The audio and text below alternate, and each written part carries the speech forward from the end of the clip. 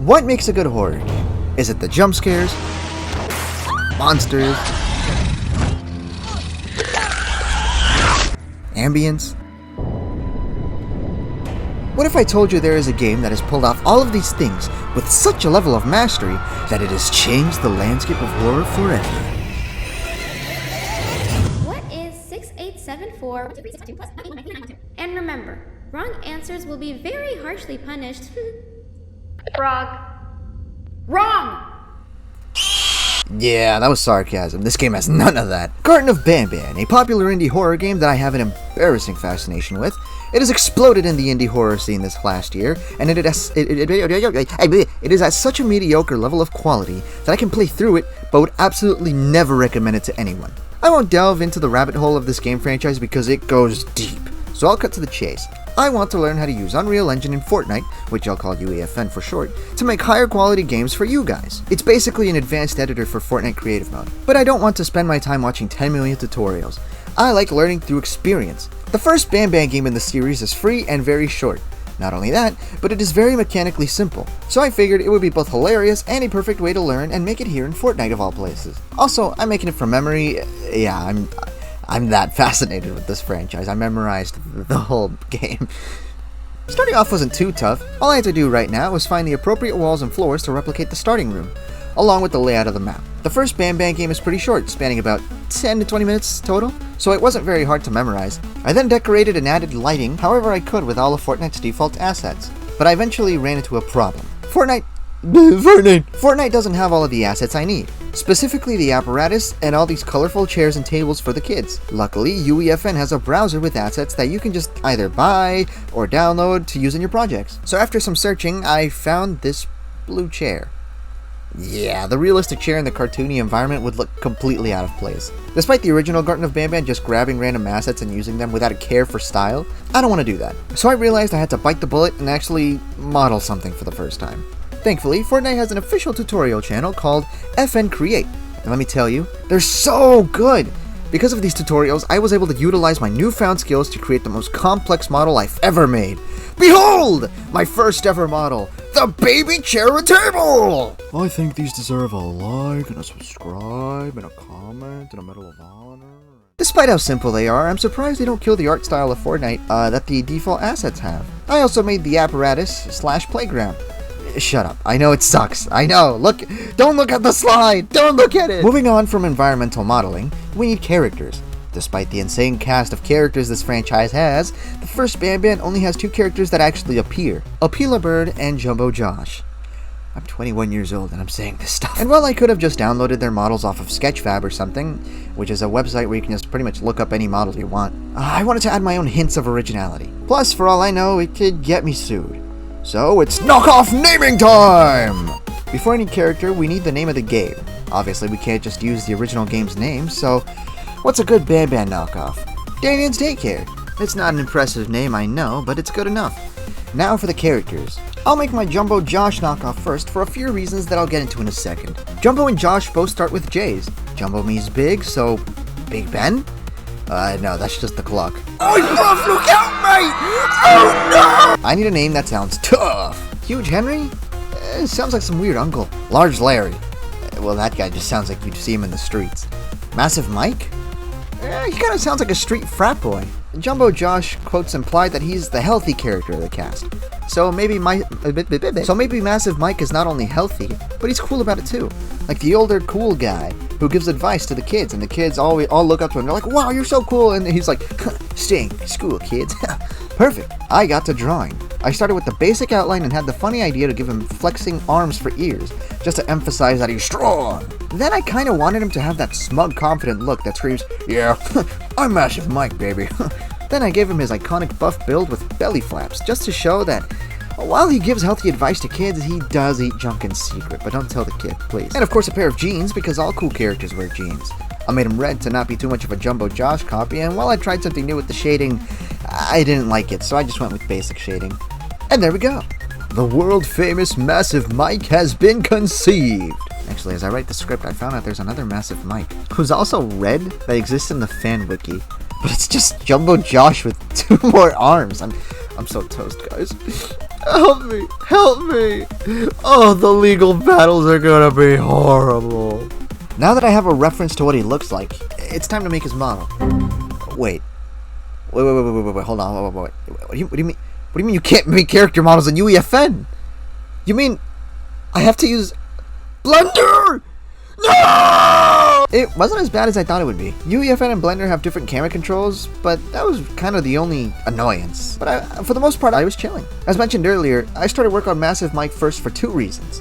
One reason is that he is much more humanoid than the bird, and if I'm going to be making 3D models for the first time, it would be best to do something similar to a human. My thought process was that pretty much every modeling tutorial out there involve either average objects or a human character. And Massive Mike's body, it being more humanoid, will make it easier to replicate whatever tutorials are spouting out with their human models. The second reason is that Jumbo Josh in the original game appears very briefly in the ending. Because of this, I have an idea to not only enhance the horror aspect of the game, but also to have him be in view for a very short amount of time. So in the case that this model ends up sucking, which it probably will, it doesn't really matter since he won't be visible for long enough for you to think, man, this sucks.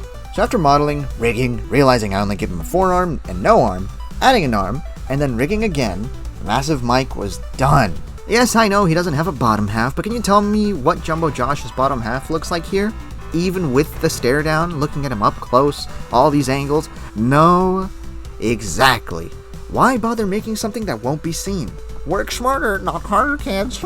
Also, I'm really glad I didn't end up doing an up-close look at Mike in-game because not only is this not a good model, but his face is also literally broken. I couldn't figure out how to connect his eyes, teeth, and mouth to the head. So if his head moves, all those parts on his face stay behind. So I won't be doing any detailed features for my next model. Speaking of, now it's the bird's turn. I have a confession to make. I lied. I did not draw Massive Mike first, I drew the bird first. I kinda wanted to get an idea of what the main antagonist of this game would look like a little ahead of time. I didn't have much of an idea for this bird at first. The only noteworthy thing I did was try to add a feather on top of its head, but in my opinion it ended up looking like a leaf of some sort rather than a feather. I then realized kids like colorful characters, and what's more colorful than a rainbow? However, a complete rainbow character is pretty hard to design without it either being ugly or overwhelming in design. So what I decided to do was give it a red head, a bunch of colors of the rainbow on the neck, like a collar of color transitions, and finally purple for the rest of the body. Knock off time again! The red head and leaf made me think it looked like an apple, so I got to brainstorming an apple-themed name. Fruity Bird sounded like an Angry Birds ripoff. Angry Birds is just boring. So I just got to seeing what the word apple sounded like in other languages. When I checked French, it translated apple to pommy. Pum. Pum. Shut up, man. Nerd. Don't tell me how to say it. Shut up. I liked it. Pum Bird stuck. It's not as on the nose as Massive Mike, but hey, some points for originality, I guess. Hooray! After a week of procrastinating, I got to modeling Pum Bird. Rather than making the beak or leaf individual pieces like I did for the eyes and mouth of Massive Mike, I made them all part of the model. Like, all just one piece, I mean, not separate objects that I couldn't figure out how to put together. And instead of just solid colors like Mike, I painted and drew on the whole model myself. That way the model gets a little more texture. I should let you know that even though there are more characters in the cast of the original game, I won't be making any of them. I'll be hosting a competition to let you guys make the rest of the cast, and with the winner getting some cool rewards, the ching kind. I'll get more into that later in the video.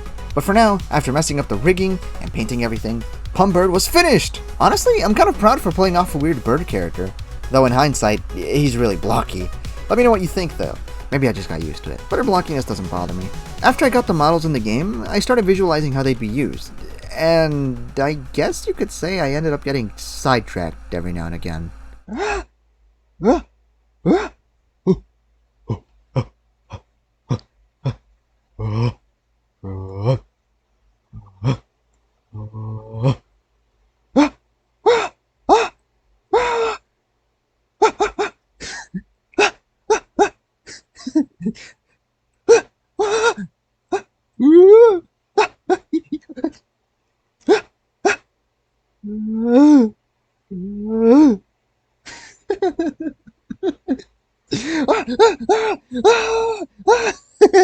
With most of the visual stuff done, it was time to actually make the gameplay. Thankfully for me, the original Garten of Banban is a pretty boring fetch quest of items with a singular chase. There is one thing about the original Banban that I did not mention. Its central gimmick, the drone. I could not find a good item or way to replicate the drone in Fortnite. There were a couple of items I considered, but just let this clip explain it for you.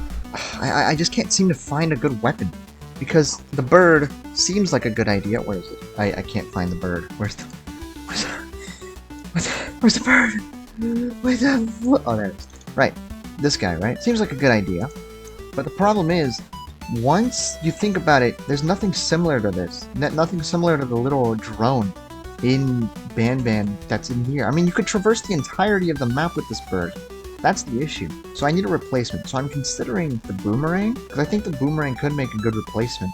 You just throw it at things and it comes right back to you. But it feels like it's, I don't know, it feels too powerful. A drone, completely harmless, you know? This, I mean, if I can't find anything else, I'm gonna settle with this. In other words, the bird item would actually completely destroy immersion, or just the gameplay in general. And the boomerang felt too powerful, as if you could just take down any monster in there by throwing it at it, which completely takes away from the helplessness a horror game tries to make you feel. Ultimately, I decided to ignore replicating this mechanic, since it sucked anyway. I instead just settled with the classic flashlight and basic movement. It's better this way, trust me. So I spent the next few days adding a delay before a door opens like in the original, replicating its sounds, testing its volume, planning how the game will play without the drone, and adding all the triggers for the scripted events such as lights turning on and whatnot. In the original game, you have to collect a certain amount of eggs and feed them to the bird for a key card. I didn't like this since 1, you can't keep track of how many eggs you collected, and 2, you'd get a good look at Pum Bird, which would probably get me roasted. I saw this video by Unique Geese where he remakes the original game from scratch. I know this video is a year old, but I had the idea for this video you're watching for months before his video came out.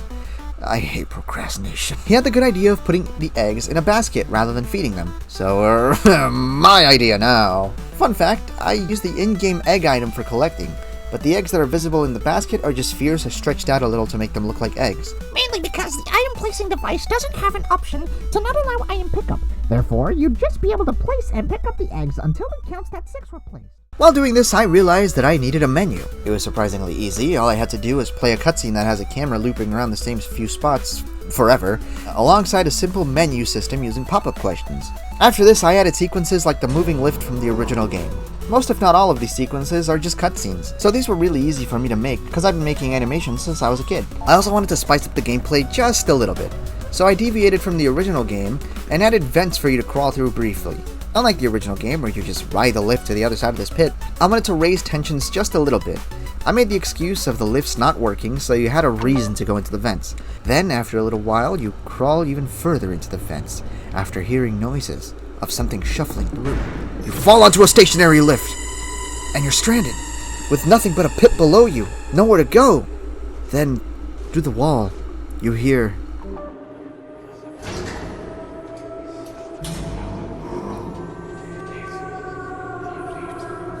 someone, or something, activated the lift from somewhere else. Whatever the case may be, you made it to the other side. Now, in the original, there was a puzzle where you had to correctly match the color to the character. However, not only do I have only 2 characters rather than a whole cast, but I also don't really know how I'd make a puzzle like that work right now. So instead, I just put a semi-cryptic pop quiz framed as a sort of login verification for whoever might be working at this place, whatever. Once that's all said and done, you get the last key card, push the button to activate the lift, and...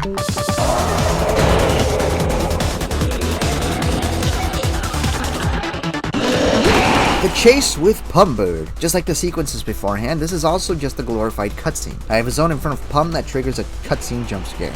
As for the chase itself, I had to make sure I didn't make Pum too fast and make the chase unfair, or too slow and remove all the tension from the chase.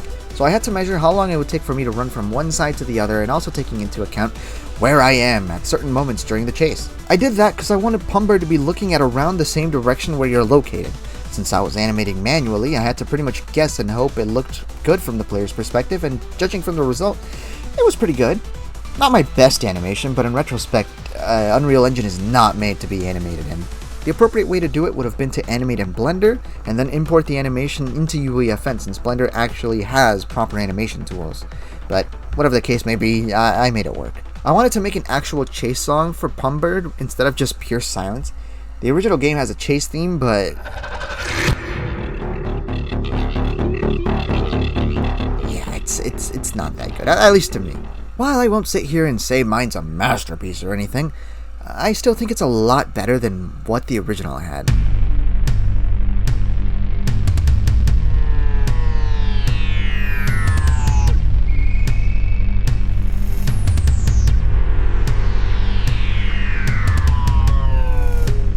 Let me know your thoughts, though. I'm curious. As for the sounds Pum Bird himself makes, I ended up with some gross gurgling sounds to add that feeling of, I really don't want to be near that thing. After a few takes of me gurgling and calling like a lunatic, I edited the sounds and ended up with stuff I was actually happy with. To complete the whole chase sequence, I needed sound effects, specifically a slamming sound. So I did what any normal individual looking for sounds would do and looked for them. Okay, so I looked up metallic slam and I can't find anything that's actually good. So here we go. How about this?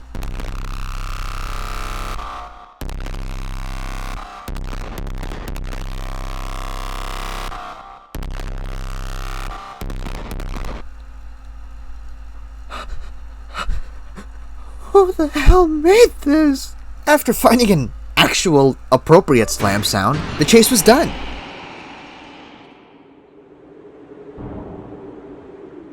All I had to do now was create the ending sequence. I wanted to change up how the ending played out compared to the original, mainly because the monster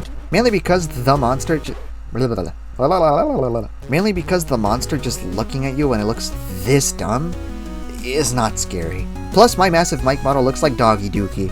The last thing I need is players looking at all the details up close. What I wanted was for the elevator to stop partway down, like in the original. However, I wanted there to be sounds that are obviously coming from him, to tell you that you were definitely noticed by something in that abyss, only for you to hear grunts and panting, culminating in him slamming into your lift and sending you plummeting down. The first part was pretty easy, just sounds I have playing in a certain direction to get the attention of the player. The second part was pretty tough though. I needed a way to get the player looking at where Mike flies in from. The easy solution was just to force the camera to look in that direction. So I took the easy solution. I could only hope the player isn't standing in the wrong place to end up blocking the view. Because, well, once the camera points in that direction... Leave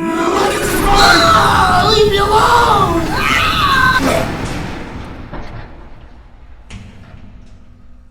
There we are! After some finishing touches, Dan Dan's Daycare is now playable.